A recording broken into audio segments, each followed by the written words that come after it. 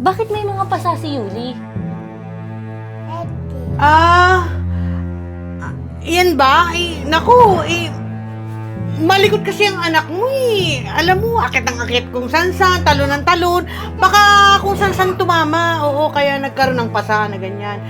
Si Ate Becca pala yung kinuha mong tagapag-alaga ng anak mo. Oo kailangan niya daw ng trabaho eh.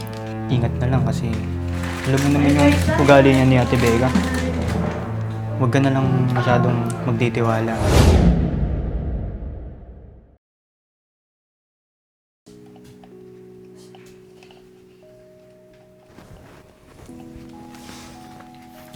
Ma'am, okay na po.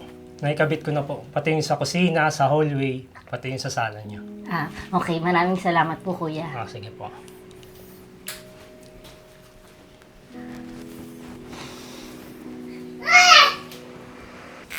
Naku, ate. Wala naman akong mabibigay sa yung trabaho. Hindi rin naman kita ma-refer dun sa pinagtatrabahoan ko kasi wala din namang hiring. Ay, naku, be. Wag doon. Ayoko doon. Ayoko ng mga trabahong pang opisina. Mas gusto ko sa bahay lang. Mas relax. Be, baka naman pwede akong magtrabaho dito sa'yo. Dito? Ano namang trabaho? Pwede akong mag-alaga ng pamangkin ko, oo. Pwede akong tagabantay ng anak mo. Kasi si Chito na yung kapatid ko. Si Chito, siya yung nag-aalaga ng anak ko eh. Siya yung napag-iiwanan ko.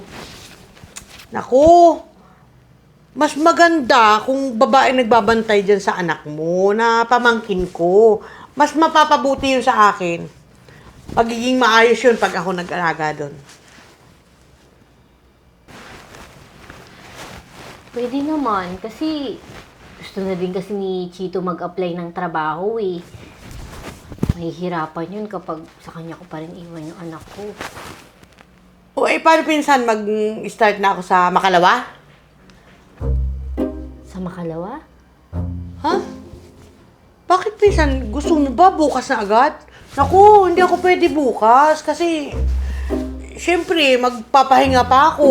At saka tinatamad pa talaga akong magtrabaho eh. Pero gusto ko nang magkatrabaho kasi wala nang datong eh. Okay.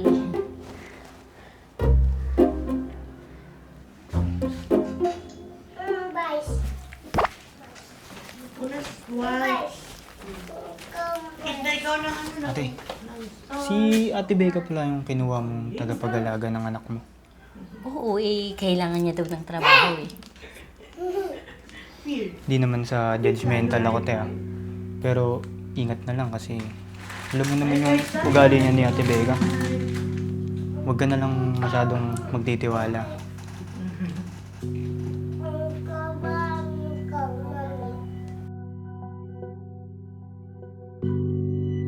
Ano nangyari sa'yo? Ha? Masakit to? Ito pa? O, na paano yan? Ate! Ate! Bakit be? Bakit may mga pasa si Yuli? Yan ba? Naku, malikot kasi ang anak mo eh. Alam mo, akit ang akit kung san-san, talon ng talon. Baka kung san-san tumama. Oo, kaya nagkaroon ng pasa na ganyan. Alam mo, pinagsasabihan ko nga kaso, makulit, saka malikot talaga. Mukhang nagmana sa'yo, be. Oo, pero huwag kang mag-alala. Babantayan ko yun ng maayos. Pero, bukas na lang, antok na ako. Nakakapagod kasing bantayan yung anak mo. Nakakabwisit. Ano ate? I mean, good night na. Good night na. Pagod ako eh.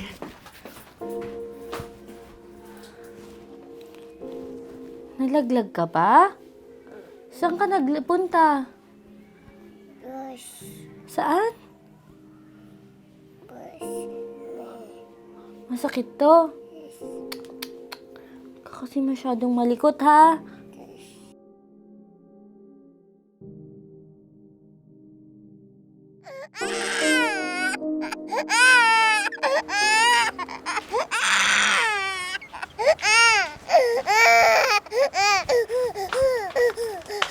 Ano nangyari? Ha? Bakit? Basang-basa ka ng pawis. Punong-puno yung diaper mo. Ate! Ate! Ano sila si ate? Ate! Ate! Ano ba yun? Ano ba yun? Yung kapatid, natutulog yung tao eh. Ube! Bakit ang aga mong umuwi? Ate! Hindi mo ba naririnig yung iyak ni Yuli? Pag kaganitong yung iyak niya, nagugutom na to eh. Pinakain mo na ba to? Eh, Tsaka ate, tignan mo, basang-basa ng init tsaka ng pawis. Sobrang puno na yung diaper niya. nakatulog ako din eh. Pagod na pagod ako eh. Ate, kahit na pa to umiiyak, hindi naman lang naririnig yung iyak niya. Pagod nga ni. Nakatulog nga ni. Ikaw kaya nagpantay ka sa anak mo. Ewan ko na lang kung hindi mo sukuan. Anyway, dito ka na rin lang naman.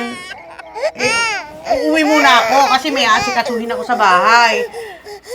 Tapos pala, yung magkakasa-advance muna ako dito sa sahod ko, ha?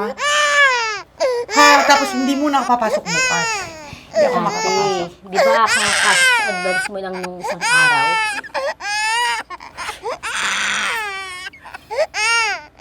Diyos ko naman, Rose. May asikasuhin nga ako sa bahay. Sa mga ganitong pagkakataon naman, pagbigyan mo naman ako.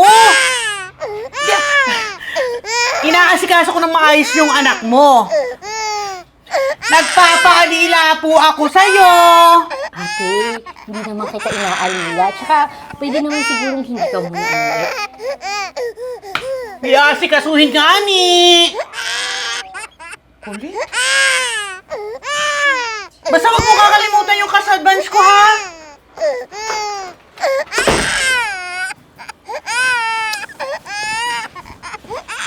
Mataas lagnat mo. Ate! Ate! Ate!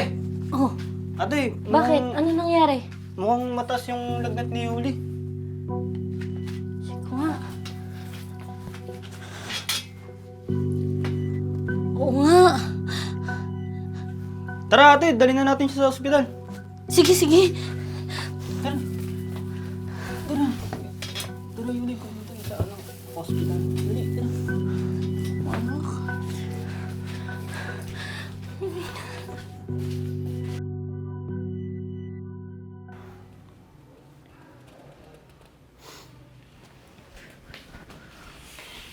Ate, anong nangyari kay Yuli? Base sa test at check-up sa kanya, kaya siya nilalagnat dahil dun sa mga pasa at pilay na natamo niya. May mga fracture din daw, sabi ng doktor. Baka daw sign of abuse. Sabi ko na nga ba ate, hindi talaga mapagkakatiwalaan yung pinsan natin. Naku ate, baka si Ate Becca yung gumawa niyan kay Yuli. Hindi ko naman iniisip na ganun kasi pumangkin din naman niya si Yuli eh. Naku ate, kapag masamang tao na talaga. Wala nang kamakamag-anak.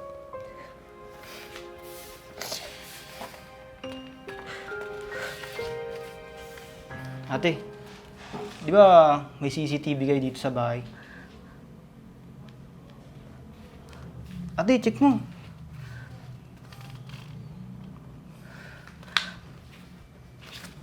Ito, dito sa cellphone Ano, ko.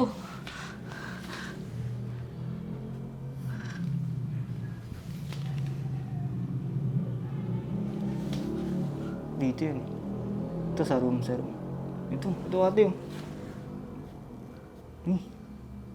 Kanina ka pa, hindi ka magpasabay. Ikaw, dito, halika dito. Yan ko.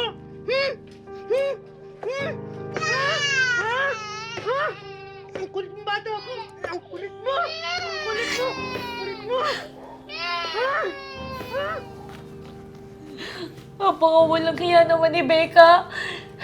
Wala namang kamuang-muang yung bata, sasaktan niya.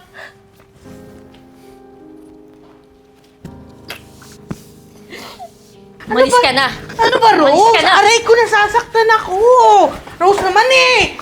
Magdandahan ka nga, para kang ano Umalis ka eh. na. Ano ba? Umalis ka na. Para kang ano? Napakawalang hiya mo. Napakahayop mo. Sarili mong pamangkin, sasaktan mo. Halos mapatay mo na. Ha? Napakawalang puso mo, ate. Aray! Eh, ang kulit-kulit kasi nung anak mo eh. Napakakulit nun. Masisisi mo ba ako na hindi masaktan yun? Ang kulit. Sobrang kulit. Ate, kinuha kita para alagaan yung anak ko. Hindi para saktan. Eh, Rose, kalimutan na lang natin yung nangyari. Ano, yung promise, hindi ko nasasaktan yung anak mo, hindi na ako ma-high blood sa kanya, kahit super cool talaga nun ako. Kalimutan, ha? Kalimutan? Hinding-hindi ko makakalimutan yung ginawa mo sa anak ko. Hinding-hindi kita mapapatawad at pagbabayaran mo to.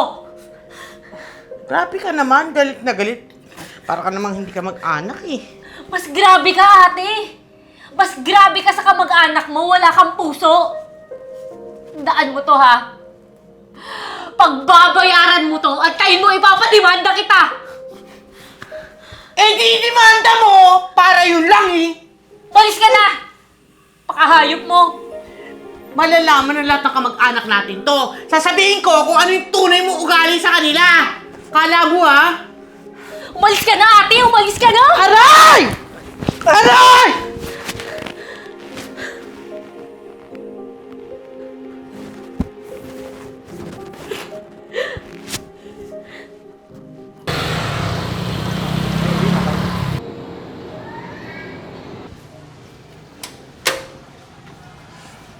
Ikaw ba si Becca Lagaslas? Opo.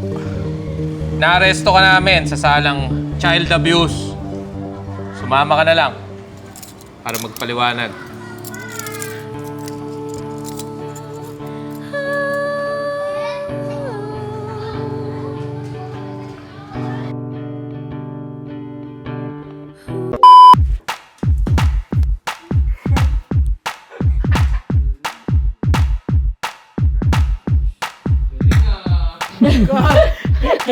Tawag niya yun! Nasa acting pa siya yun. Sabi mo sobrang wait likod lang. pa. So, Naiiyak pa siya.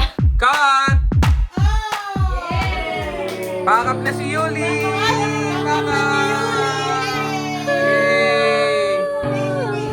Busy busy. Oo. Nagutom sa set. Nagutom ka? Nagutom?